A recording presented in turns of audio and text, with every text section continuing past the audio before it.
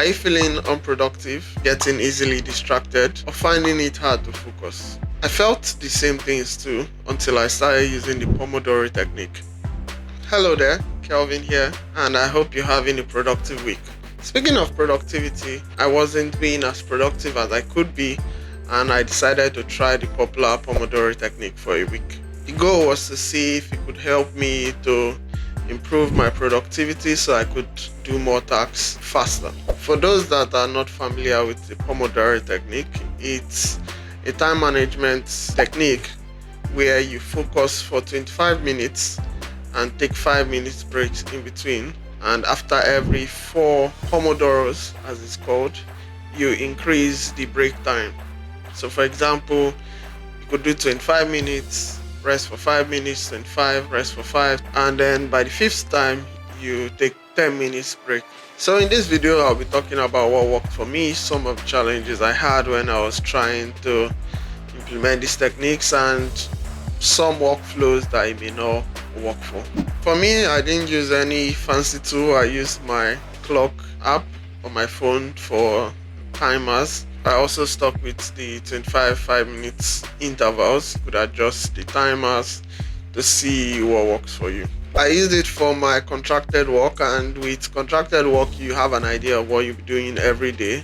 So this helped me to plan my tasks for the day and what I wanted to achieve. So if you are working freelance or some unstructured type of work, you would need to plan out what you want to achieve each day to get the best out of this technique. So for me, the first 2 days were the most challenging, but by the middle of the week, what happened was I got better at planning out what to do within the first couple of minutes.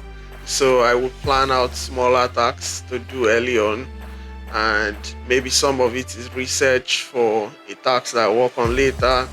Some of it will be writing some documentation for some of the work I'll do later. So when I start to do that focus work, which is a lot of writing of code, then I've already gathered all the information I would need so I can achieve or I can go further in the task than I was previously doing the first 2 days. And the thing is, when you really discipline yourself to follow it, you start to realize you can do a lot in 25 minutes.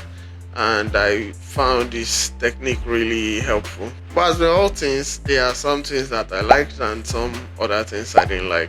So starting with things I liked, focus. So I could just 25 minutes, do not disturb, just focus, work. Once I got the hang of it, that is, I could just focus on doing the work. And of course, this helps you manage your time better. You're using your time at the optimal efficiency.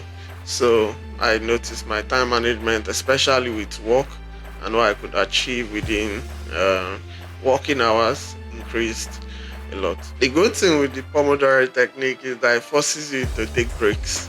So a lot of the time we would sit, our job is a lot of sitting down, and it's not healthy. We have seen all the videos on social media where doctors are talking about it. So during that time, what you could do is to stand up and stroll. Maybe if you were in the zone, or what I started doing when I was in the zone, I'll start to kind of make a mental note during my breaks about what I want to do as soon as I sit back down, and then just pick up from there. That leads me into some of the things that I didn't like, or some of the things that were challenging. Interrupting the flow. Sometimes you'll be in the flow and then the timer goes off, and that's kind of hard to resist the urge to stay in the zone and just keep on working. I mean, if you're a programmer, you know how hard it is to get into the zone and then have to now come out of it. So that was a challenge. The other challenge was the break length. So when you start with 5 minutes, and 5 minutes sometimes will not be enough for me to rest and then get back to work. But by the time you start to increase the break time, I think for me at 10 minutes, 15 minutes, it starts to feel a bit like a break.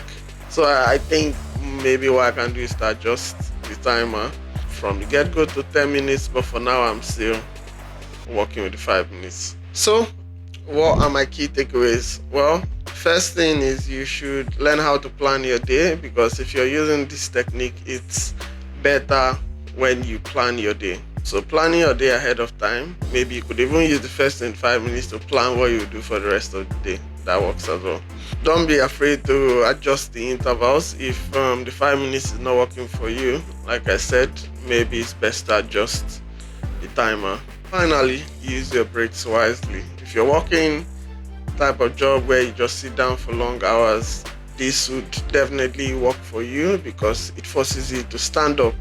So use your breaks wisely, get up, stretch, walk around, go drink some water, and yeah, come back to your seat and then get back to work. Will I continue to use the Pomodoro technique? Yes, I believe I would, because it definitely works for me and works for me a lot. But there are some workflows it may not work for, because for example, imagine your work requires a lot of interruptions. Maybe you need to talk with somebody and then someone is pinging for some other feedback on something else. Then you definitely can't use this. It's not for you. But if your work involves a lot of sitting back and long hours where you're just doing the job, then definitely you should give it a try if you haven't. If you have enjoyed this video and would like to see more like it, don't forget to subscribe and leave a like. Thank you for watching, and until next time, may the code be with you.